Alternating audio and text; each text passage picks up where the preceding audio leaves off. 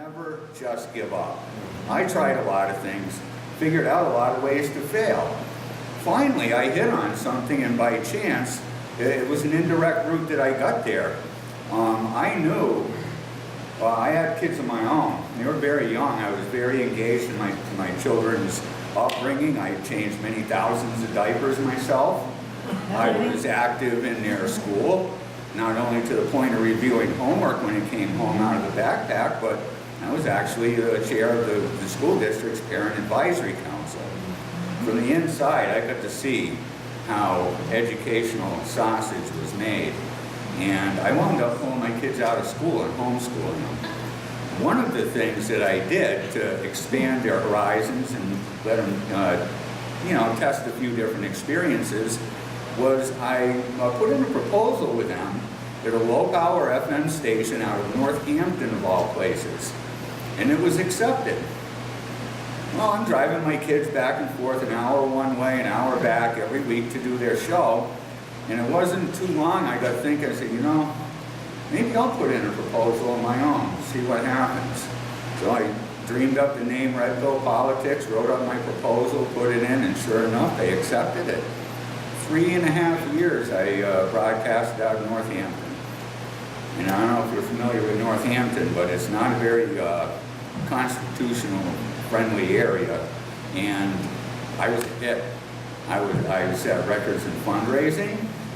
I was the only broadcaster to have 3 sitting congressmen on the show in the same hour. So although I was surrounded in other programs that were literally about socialism and communism, it was the conservative and the constitutional message that resonated with some of the listeners in that range. It got the others so angry they went out there and said, I can't believe what that Dave Kopacz is saying on the air.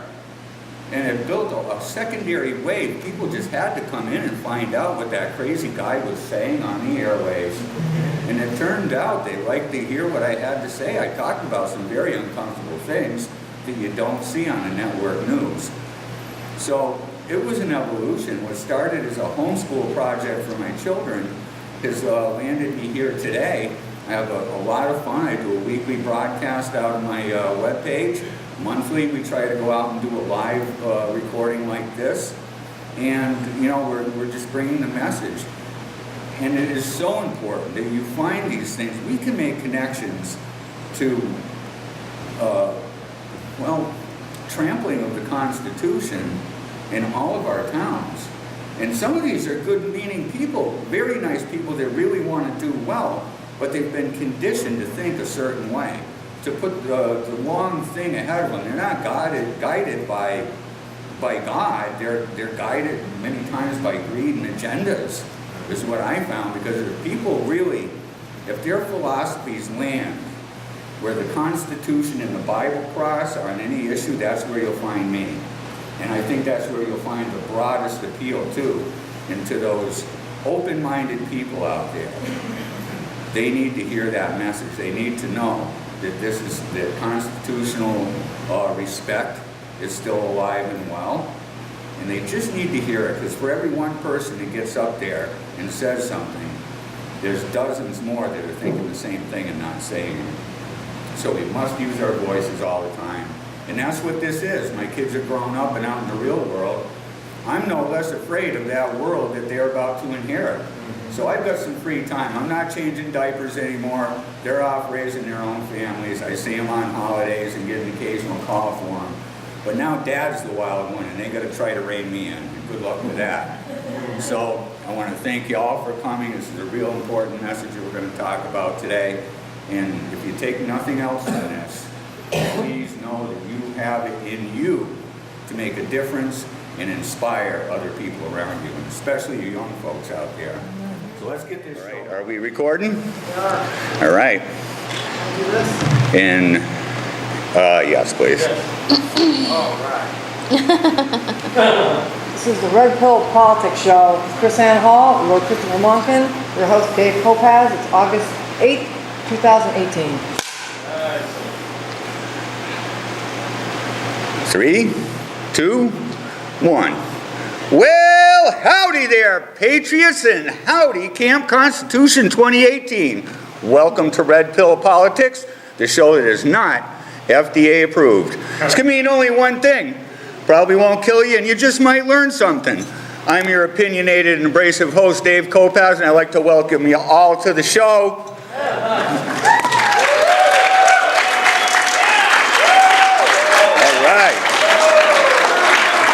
Camp Constitution 2018, boy, it's going to be a big event. The show today, I am so excited. A guest to my right, Ms. KrisAnne Hall, raised in St. Louis, Missouri. She began her career as a biochemist for Monsanto, I hear. Oh, man, retired veteran, Russian linguist. My goodness, a prosecutor in the state of Florida.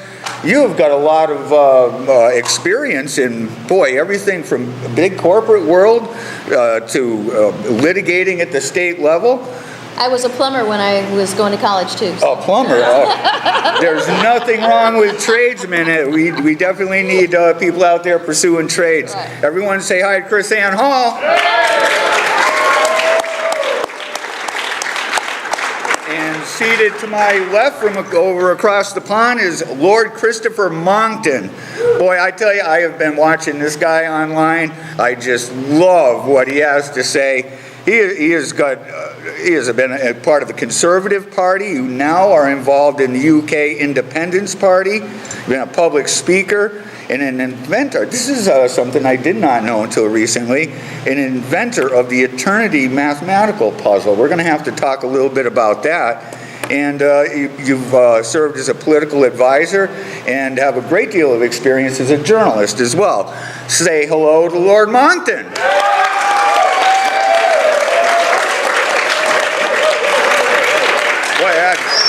I knew we were going to have fun as soon as I saw that cowboy hat. I knew we were going to hit it off, and I'm sure we're going to. What I like to do for this show, this is what I had in mind. As Hal mentioned earlier to the audience, I have been intimately familiar with how international policies have crept into our municipalities. And Agenda 21, the new Agenda 2030, and in the Constitution, it is pretty clear that property rights are quite significant, and it is what makes America unique, is that we have the ability to actually own property in this country like you find in no other nation. So I'm hoping to find out a little bit more about how Agenda 21 is working not only here but overseas, and what is it doing to our Constitution. When these public-private partnerships come on board domestically, I want to have you help us drive it home and find out where there is inconsistencies and where it's just not compatible with our constitutional republic. So first, let me kick to Lord Monckton. Explain to me that, and I use this word carefully, the evolution. How did you come about understanding the attack our property rights are under, and how UN Agenda 21 has impacted your country and the parallels that you see here? And then we're going to kick over to KrisAnne and make that connection with our Constitution. Let's be very clear that the global governing class, and it is now increasingly a single, united, totalitarian governing class, it wishes to control every tiny aspect of your life. They have discovered that the best way to interfere and micromanage everything that you do is to do what they do in the name of saving the environment from you. That's the basic proposition. Now, the people who invented this basic proposition were the National Socialist Workers' Party of Germany. And one of the great propaganda coups of the left since 1945 was to try to rebrand National Socialism as right-wing. It wasn't. It was left-wing and totalitarian.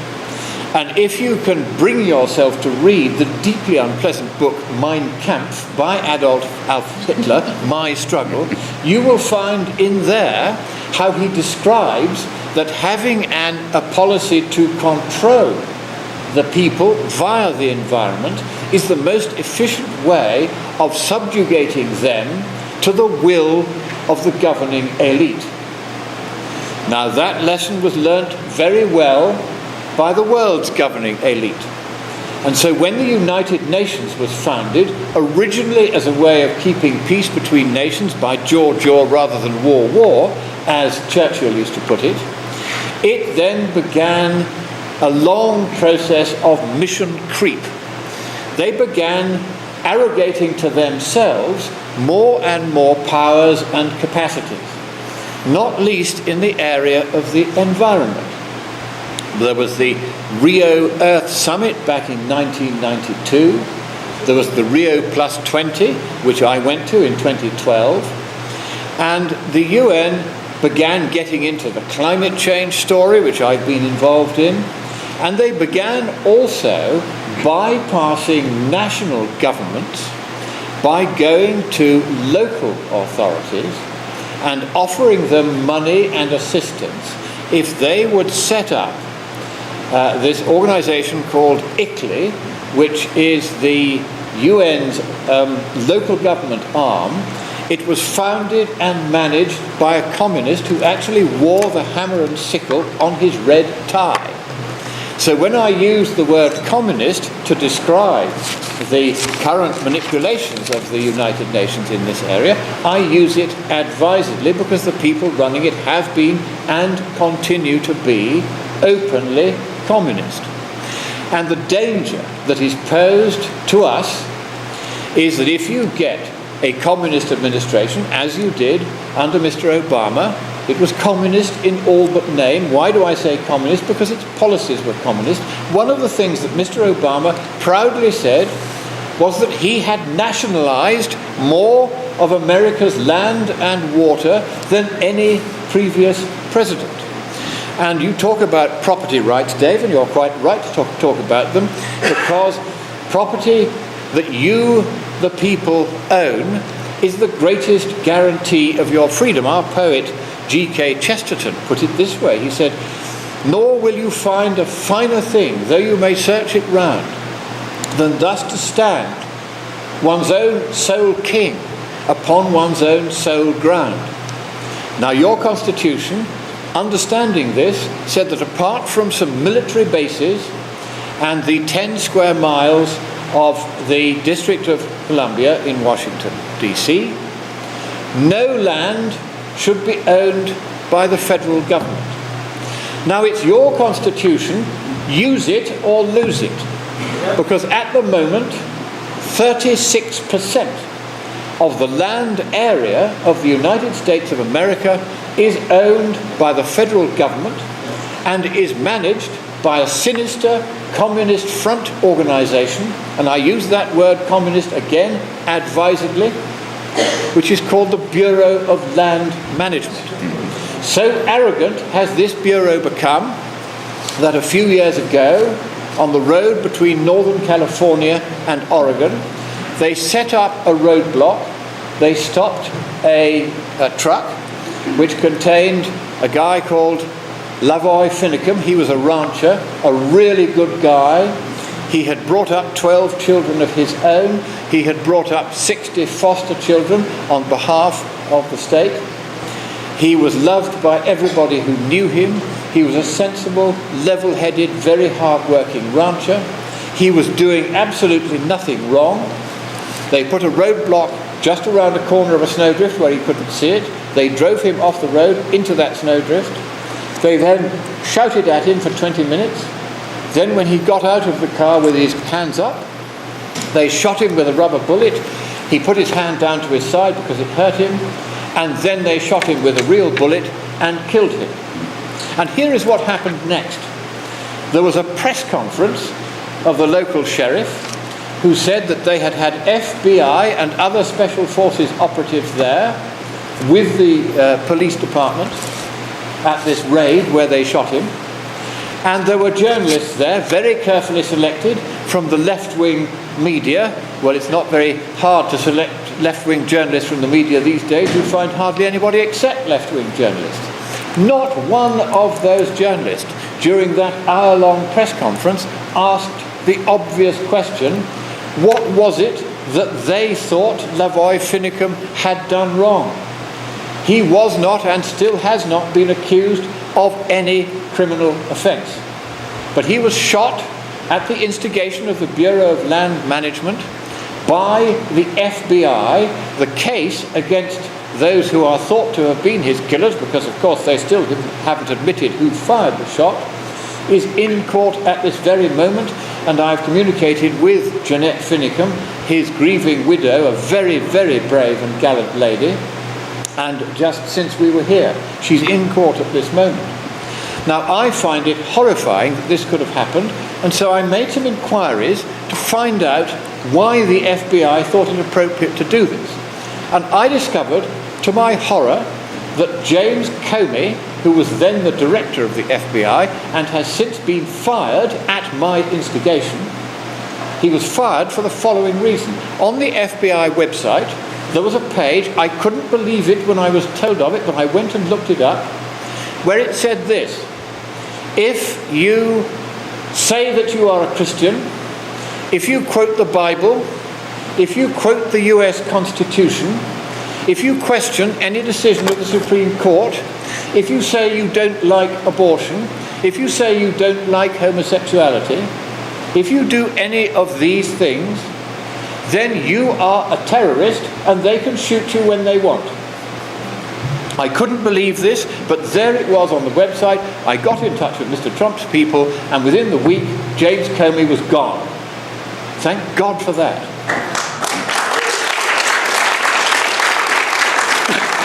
So my answer is that the governing class in this country is increasingly internationalist, and in particularly communist internationalist. International socialist is their outlook. That's just another word for communism. And that is how far your country has gone from the intentions of its founding fathers that you should own and hold your own property. Now, I have a modest proposal to end my answer on this point, which is that you have a massive national debt, largely caused by Mr. Obama. Unfortunately, Mr. Trump at the moment is adding to it. So my suggestion is this, that immediately all of the land owned by the federal government, except the military bases and Washington, D.C., should be immediately put up for sale to the highest bidder, and the money used to pay down the national debt. Am I right or not? Mentioned ICLEI. This is an organization, it has been made to sound very friendly, very rosy, like it's part of the fabric of this country. ICLEI stands for the International Council for Local Environmental Initiatives. Global to local, all right, Agenda 21 goes right from the international community to your local community. Agenda 2030, that's the international community working with the state. Now, you got to know something's wrong. They stopped calling it the International Council for Local Environmental Initiatives and started calling it ICLEI, Local Governments for Sustainability. The acronym don't even line up. A 5-year-old can tell you that don't make sense. But this is what they've done to disguise. They didn't, that international, it tipped people off when they wanted to know what that acronym meant. They were getting their policies from the international community. Now in '92, as Lord Monckton mentioned, that's when Agenda 21 was basically ratified and approved at the Earth Summit. President Bush at the time, he signed that into soft law. It's not a treaty, it's not hard law, it's kind of out there in legal outer space where other entities, whether it's nonprofits, state governments, local governments, a la carte style, can pick these little provisions out one at a time and begin instituting them at the local level. So it was signed into soft law in '92 by a Republican Bush. In '93, Clinton, a Democrat, created the first President's Council on Sustainable Development. All right, now it sounds, where's this sustainable development stuff come from? Well, that term was coined by Gro Brundtland. She is the former Prime Minister in Norway, a socialist nation where they view land ownership as a collective evil. She is also the vice chair of the International Socialist Party. So she's not just a socialist, she is the socialist. And, she coined that term in a book called Our Common Future, which is where Agenda 21 would find its roots in part. So that's how it went. 92, soft law, signed into soft law. 93, the President's Council on Sustainable Development, and they were tasked, it was their mission to harmonize or domesticate Agenda 21 from the international community with domestic law, to begin weaving it together. And that's precisely what they did.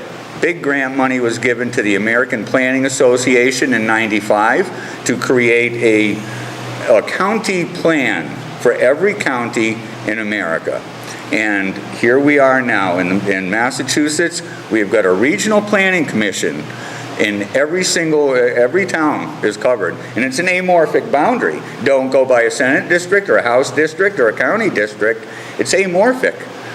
And to show you or to explain to you how easy these policies come into play, I'm a department head in my town. I'm here speaking as an individual, not as a member of government tonight. But I was one of the stakeholders that they lobbied to go in and review a complete rewrite of our Regional Planning Commission, which was called Valley Vision. Sounds very nice. Well, of course they have these things in the middle of the work week at about 1, 2 o'clock in the afternoon, where your average person is actually out trying to earn a living for their family. So I show up and I am one of 5 people. There were 2 from the city of Northampton.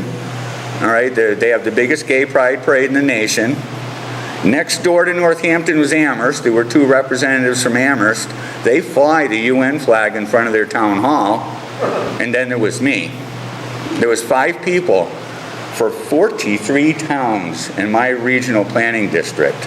So we know how that went. I was 1 vote. I've been the only no vote many times, and I was at that time too. But now we got bike lanes going into places that there's no bicycle traffic.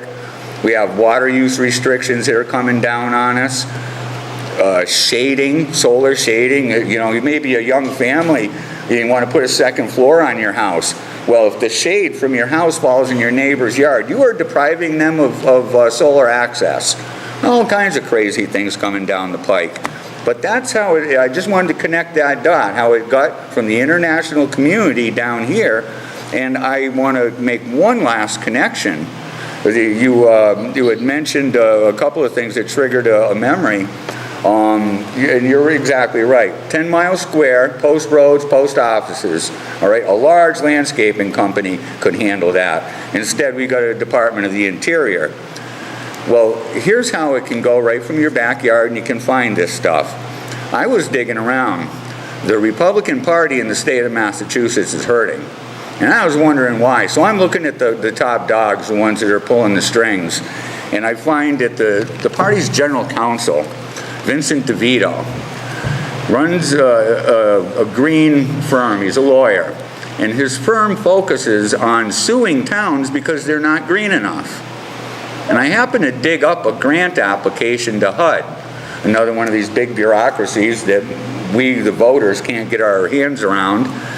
Well, in that grant application, he actually calls out in section 3.1, and he names UN Agenda 21 as that landmark planning document that was one of the 4 primary resources that was going to be used to institute a social networking for sustainability. They were creating propaganda. And our tax dollars were being given to HUD, who was giving it to this green lawyer to create the propaganda.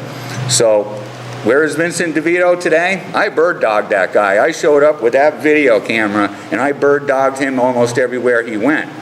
I twice was a duly elected delegate to go to the National Convention to represent the Constitution, and he went out of his way. He kept me from voting on the floor in 2012, although I was duly elected. Well, President Trump made a mistake and appointed him to the Department of the Interior. He's now a lawyer for the very department that we should be tearing down. Now, KrisAnne, how does this reconcile or fail to reconcile with the provisions of the Constitution. The Constitution is a limiting document on government. They're supposed to protect, from harm, injury, or loss to the people of this country. Yet, what I see is a destruction of our economy, destruction of our actual right to own property and extract the wealth from it. How does this reconcile or fail to reconcile? Let me ask this question. How many of you out there think what you heard is completely outrageous?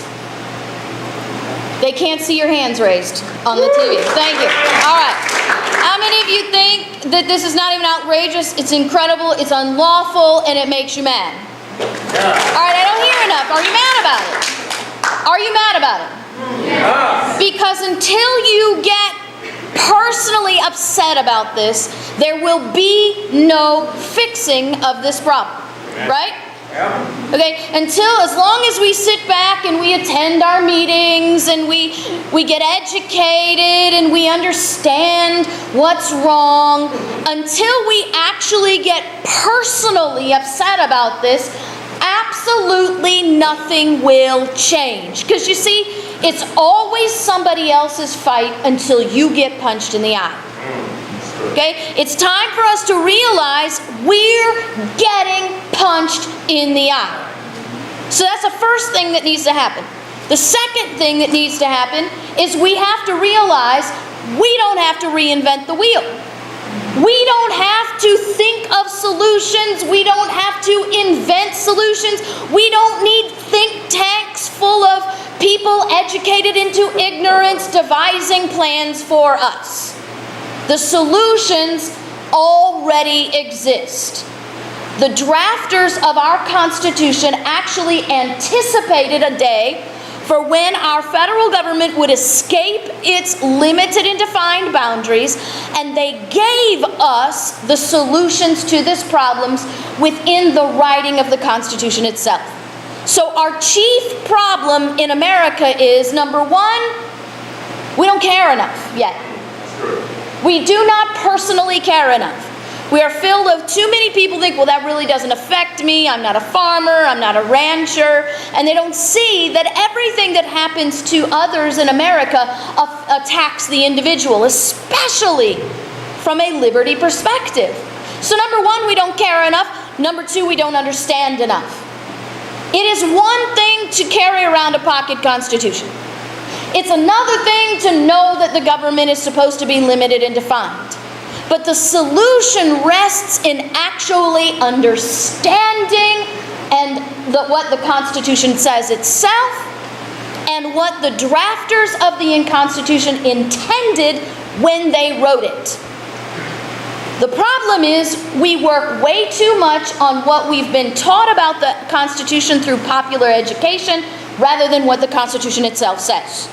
And we literally create policies and solutions based solely upon hearsay, when we could be teaching based on history and fact and creating proper policies. A consequence of that is even in our conservative think tanks, even in our conservative motivations, what we have are people identifying the proper problems, but creating the wrong solutions because we miss the principles, the guiding principles in the middle. So what I want to do to you with you today is not simply speculate. I'm not going to recall from you the memory of the Constitution. We're going to actually read these provisions within the Constitution that are relevant to this. Okay? Do we get that? Yeah. So the 10th Amendment says the powers, I didn't actually pull that up, so I lied. We're going to do that one from memory. The powers not delegated to the United States are reserved to the states or to the people respectively. That means if they are not enumerated, if they are not written down on the list, those powers are reserved to the states. That is the guiding principle to federal power. If it's not written down, if it's not specifically enumerated, it rests in the states. Now we're dealing here with property, right? So let's talk about this. What property can the federal government own? Because the Constitution delegates to the federal government an authority to own property, but it's very specifically limited and defined. Article 1, Section 8 says, to exercise exclusive legislation in all cases whatsoever over such district not exceeding 10 miles square as may be by secession of particular states and the acceptance of Congress become the seat of the government of the United States, and to exercise like authority over all places purchased by the consent of the legislators of the state, in which the same state shall be for the erection of forts, magazines, arsenals, dockyards, and other needful buildings to operate your forts, magazines, arsenals, dockyards. So the federal government is authorized in Article 1, Section 8, Clause 17, the authority to own land. Only for Washington, D.C., which is limited to 10 miles square, that has been purchased by the federal government through the consent of the states. The second classification of land the federal government is authorized to own is forts, magazines, dockyards, arsenals, and the needful buildings to run those things, but that land is only authorized to be owned by the federal government when consent of the state exists and the federal government has purchased that land from the state. The problem that we have now is that the federal government began that way. But beginning from, well, I suppose it started a little bit earlier, but most specifically through the presidency of Teddy Roosevelt, through the legislation of national parks and monuments, which is not an authorized ownership of the federal government. There is no authority within the Constitution for the federal government to have national parks or national monuments. Teddy Roosevelt, by the way, was not a conservative Republican president. He was the leader of the progressives of 1912. He was probably one of the first liberal Republican presidents, and quite the tyrant and the stealer of the property rights of the people. So what we have now is congressional legislation outside the authority of the Constitution, creating an ownership of land that does not properly exist. And since then, we have had executive after executive after executive expanding the ownership of that land through executive order, through congressional act. So our first problem here is not with a president. It is not actually Teddy Roosevelt's problem. The first problem that we have is the Congress under Teddy Roosevelt creating these acts that expand executive power and the authority of the federal government over land beyond the Constitution. Can I ask a question? Sure. And you'll know the answer to this. I'm probably going to answer it in a minute, but go ahead. The question is this: does the Supreme Court have the power to declare that all these acts which go beyond the Constitution and allow the federal government to own land for national parks, etc., are unconstitutional, and can it strike them down? Okay, well, let me get to the answer to that question because I like to move in a linear progression. So we're going to put evidence upon evidence so that the people can make their conclusion. We're getting there, I promise you. So here's what we're going to do. So we now know that we have a very limited land ownership for the federal government, but we have a progression of the federal government expanding their ownership of that land unconstitutionally. There is one other section in the Constitution that talks about land ownership, and that's of the federal government. That's Article 4, Section 3, Clause 2. The Congress shall have power to dispose of and make all needful new rules and regulations respecting the territory or other property belonging to the United States. Okay? That's very distinct. What the Supreme Court then says is that this Article 4, Section 3, Clause 2, which they term the Property Clause, gives the federal government the authority to rule and regulate over all land. But that's not what this says, does it? It says, respecting territory or other property, what? Belonging to the United States, which refers back to Article 1, Section 8, Clause 17, which limits that ownership. It is not an expansion of power, it's a limitation of power. Do you know what Alexander Hamilton said?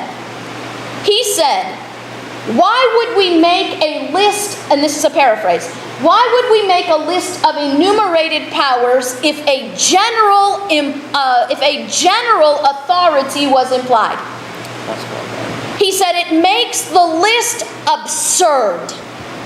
Yet that's what congressmen and law professors and judges all imply with Article 4, Section 2, Clause 3, or Section 3, Clause 2, that there is a general power. They call it plenary power, which is really the definition of a tyrannical, unlimited government. Now let's go back to the 10th Amendment. The powers not delegated to the federal government are what? Reserved to the states. Or to the people. Okay? So we know that there is a very limited power delegated to the federal government over a very specifically identified classification of land. Which means all other land, all other property, rules and regulations are what? Reserved to the states. Now and to the people, because the people are the original owners of all power. They delegated power to the states. States delegated power to the federal government. So we exercise ultimate power over all government. So when our states fail to abide by their reason for existence, which the Declaration of Independence declares to secure the rights of the people, it is the duty of the people to get control back over their states, right? So the solution rests in understanding these clauses within the Constitution. Question. Just one second. The solution exists in understanding these clauses. This is delegated to the federal government. This is reserved to the states. The solution is not the federal government doing something with federal land. Because number one, federal land doesn't exist in national parks and national monuments. The solution exists in the states taking back what actually belongs to them by law. There is no such thing as federal national parks. There is no such thing as federal national monuments. That land, by Constitution, by law, must belong to the states. Question. The federal government can't sell it because it does not belong to them. It has to be taken by the states. Now my question is this. Has the Supreme Court declared that Article 4, Clause 3, Subclause 2 entitles the federal government to own all this extra land? Has there been a ruling to that effect? Absolutely there has. But that first off, it's not a ruling, okay? Because courts don't issue rulings. Kings issue rulings. Courts issue opinions. And their opinions are only binding when they are consistent with the delegated powers of the Constitution. So for the Supreme Court to issue an opinion that is inconsistent with the Constitution makes that opinion null and void and of no force, and we are not bound to follow it. Let me read to you. Isn't that what happened with the Finicums, though? And you're right. Right. But we had a situation there where these families, these patriots, refused to recognize that. Right, well, and here's... the government used force on them. Right, well, the federal government can't... Well, then that's theft. That is not lawful possession of land. That is theft. See, the problem that we have in America is that the reason we created the states, the Declaration of Independence says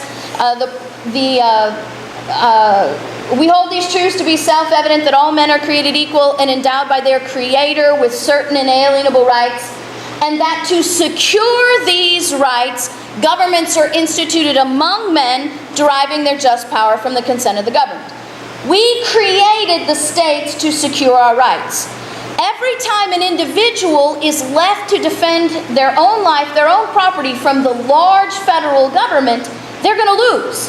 And that's not the paradigm that we created. That's not the setup that we created. We created the states to be the guardians of the people's liberty. It is the state that must stand in defense of the rights of the people.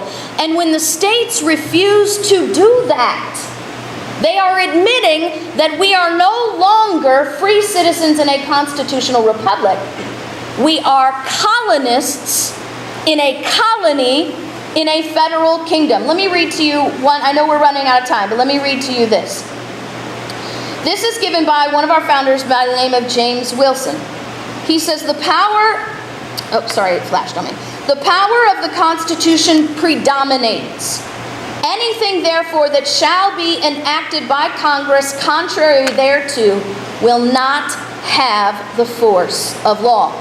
The Constitution itself, in Article 6, Clause 2, says that when the federal government is not acting in pursuance to the Constitution, that's the Supreme Court, Congress, and the executive branch, then no state and no judge shall be bound thereby. So what has to happen? What has to happen is the American people must be reunited with the proper understanding and application of the Constitution. So we are looking for the right solutions to the problems that we have. If we don't have the right solutions, we are exacerbating and creating more problems. Can I come in here? That's a very good analysis. But one of the things I learned from the first head of Mrs. Thatcher's policy unit, for whom I worked, was that you have to start with analysis and then you have to have a prescription. You have to say what can be done and should be done about it. No, it's my turn. No, it's my turn. But you've interrupted me three times now. Can I please have a say? Is this not my turn? We've got to play nice now. Can I please have a say? Right. So you interrupted me. I didn't get to the prescription. We're going to follow up because I want to add to this. We're out of time. We're out of time. Oh, okay. We'll wrap it up with a final comment. Right. Okay. We'll round things up. Okay. And then I'm going to make a parallel from where I sit. Right. Fire away. To have some process, and the left are masters of process, and we on the whole are not, by which we put right this question of who owns the land which is currently taken by the federal government. Now, if the Supreme Court has issued, and the word is a ruling, that it is going to say that these acts are okay and the federal government can own that land, then there is a principle of law known as stare decisis. And what this means is that once it's made that decision, it has to stand by that decision subsequently. And what that means is that the Supreme Court, even if it wanted to change its mind on that, by long convention, it's not going to. So that rules out the Supreme Court as a route by which this can be changed. The only way, under your Constitution, by which this can be changed is for the Congress to decide that it is now going to abide by the Constitution and it's going to get rid of all that federal land. And the kind of president you need to encourage the Congress to do that is President Trump. So you need to get hold of him and say to him, we need an act of Congress to give the federal lands back to the states and the people, or as I have said, to auction them off and pay down the national debt with it.